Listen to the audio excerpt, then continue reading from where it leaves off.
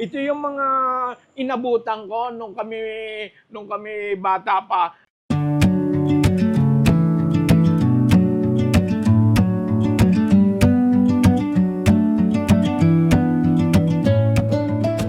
Narinig naman tayo ngayon sa Onas Batangas Blade Store.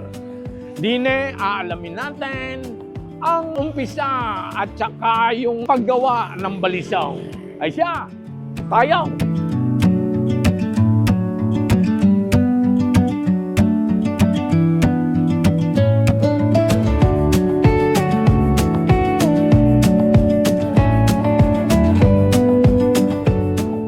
Ang kausap ko ngayon ay si Alan, ang manugang ni Kadadoona, ay yung nagtatag nitong balisong business na ito. Ngayon, kailan pa ba ito? Ito po ay nasa 29 to 30 years na po nga nag-ooperate ng balisongan po itong aming tindahan. Ay paano naman nagsimula ito at paano ginagawa itong balisong na yan? Ay ito po ay nagsimula noong ang aking pong biyanan ay tumigil na sa pag-abroad. Oo.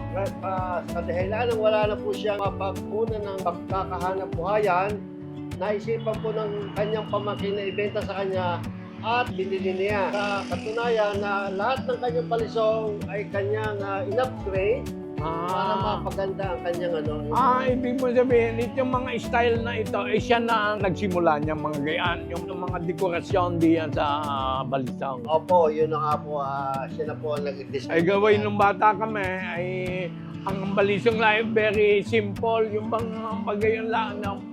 Pero yan, itong mga gayang mga kombinasyon, ay yan innovation na ni Kadadoona. Opo. Mamaya papakita natin kung paano ang mga ilang bang stages yung paggawa niya. Mag-uumpisa ito sa paghuhulma po ng kanyang talim. Yan. Ito po, yung talim niya, ihuhulma, ipapipit-pit, tapos pakikinisin, gagawa ng bahay, hanggang sa siya ay mabuo. Oo. Kapag ito po ay mabubuo, 3 hanggang 2 araw po, buo na po ang isang balisong. Ang isang balisang. Opo. 2, 3 araw? Opo. Depende po yun sa gagawa.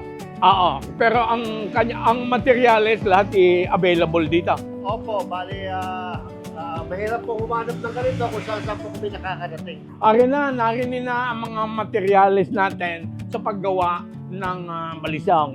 Sabi mo, Alan, kung paano. Ganito po ito. Ito po inihuhulma, itong pinakabahay na ito. Tapos ganito po ang kayarihan niya. Ngayon, lalagyan siya ng lock. Ito po yung lock niya. At ito po yung bahay niya. Yan ang po ang bahay niya. Ganyan po ang kayarihan. Tapos, ito yung lock na sinasabi ko. Ngayon, pag nabuo niya, siya ka pala papasok yung ating talim na ganito. Pero hindi pa siya ganito kalinis, balira pa siya. Pakikinisin pa ng manggagawa. Ganito magiging kayarihan na ganyan. Ayun. Ito yung kanyang binubuong bahay na ito. Kasi ito stainless. At ito naman po, sir, ay ang tinatawag nating tanso na bahay. Yan po. Ito po yung kanyang sungay ng usa po. Yan ay kinakabit natin sa balisong. Sungay ng kalabaw. Ito po yun ang kayarihan ng usa. Ayan, nagsimula ang balisong talaga, sungay ng kabayo ang gamit. Ito yung mga inabutan ko nung kami bata pa. Itong ganito lang ang design. Si Kadadoona na ang nag-innovate at saka nag-improve ng lahat nitong balisong. Kanya ngayon, very popular na ang balisong. Ayan. Kailan ba talaga sumikat itong Ito po ay sumikat nung araw hindi pa ito masyado sikat. Kaso nga marami pong yung nagiging problema pa dahil nga kumisa ng isang balisong itabingi hindi mahusay ang pagkakatawa. Okay. Ngayon, sa stricto ang aking biyanan, kapag pumaling ang isang talim mo, hindi maganda pagkakayari, inire-reject po Reject, niya. oo. Kasi ang masisira po ay ang itong ating bato. Yun ang gusto ko malaman. Ano ba ang gusto niyo sabihin sa tao kung bakit tayo nagpapatuloy gumawa at pinagmamalaki natin itong balisang? Ay ito po nga, pinagmamalaki po namin ang balisong dahil sa kadahilanan ito po isa nating kultura dito. Pinagkakakita ang hanap buhay dito sa baryo ng bayan ng Batangas, baryo Balisong po. Ngayon po, dahil nga po sa dying na ang paggawa nito, dahil kakunti na po gumagawa, kalimitan na ang iba, cellphone na lang, motor. Kaya, Oo. ang ginawa po ng aking biyanan is nagpagawa po siya ng marami. Ayan po ang Oo. pinalagsan.